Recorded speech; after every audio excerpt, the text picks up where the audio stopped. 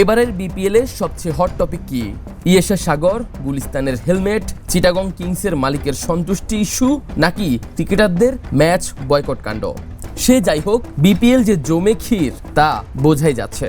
অবশ্য শুরুতেই সবচেয়ে সেরা বিপিএল আয়োজনের কথা দিয়েছিলেন বিসিবি বস ফারুক আহমেদ। আপাত দৃষ্টিতে অন্তত সবচেয়ে আলোচিত ও সমালোচিত বিপিএল তিনি আয়োজন করতে পেরেছেনই বটে। বিপিএল এর নানান ইস্যু এখন আন্তর্জাতিক মিডিয়ায় টপ হেডলাইন। বিপিএল যে মাঠের খেলার চেয়ে মাঠের বাইরের কাণ্ডে বেশি সেরা তার প্রমাণ অবশ্য ইয়েশা সাগর। এবারের বিপিএল এর প্রথম চমকই বলা যায় কানাডিয়ান এই মডেলকে। বলতে গেলে গ্যালারিতে দর্শক যাচ্ছেনই এক নজর ইয়েশা সাগরকে দেখতে।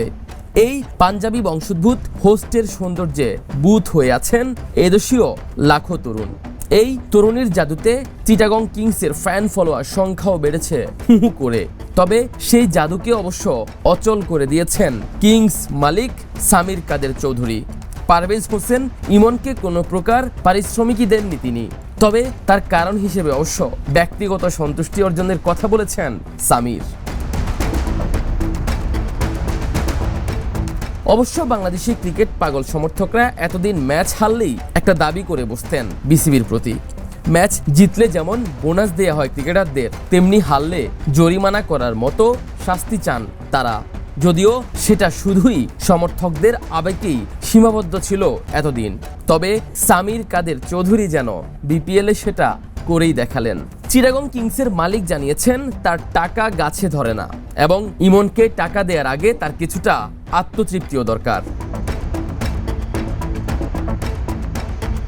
অবশ্য এর চেয়েও বড় কেলেঙ্কারি ঘটিয়েছে দুর্বার রাজশাহী।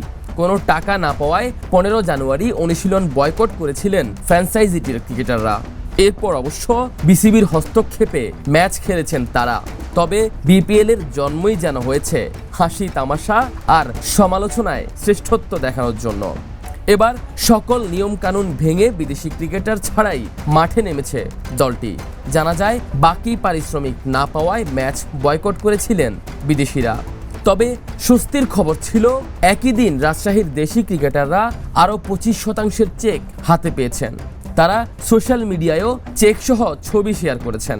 তবে নতুন করে খবর, সোমবার পর্যন্ত সেই চেকের টাকা ক্রিকেটারদের অ্যাকাউন্টেই ঢোকেনি। অবস্থা এমন দাঁড়িয়েছে যে ক্রিকেটারদের বিপিএল খেলার আগে এখন থেকে 3 ধরনের প্রিপারেশন নিতে হবে। 1. ক্রিকেট খেলা, 2. মালিকের সন্তুষ্টি অর্জন, 3. নিজের পারিশ্রমিক উদ্ধার করার নিনজা টেকনিক। অবশ্য এত আর্থিক অনিয়মে এক ইয়েশা সাগরই যেন এখন পর্যন্ত বিপিএল এর পজিটিভ দিক।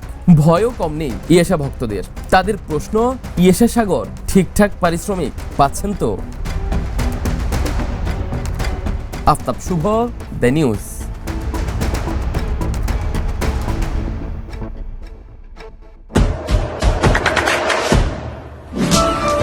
দেশে দেশে সবার সাথে, দ্য নিউজ।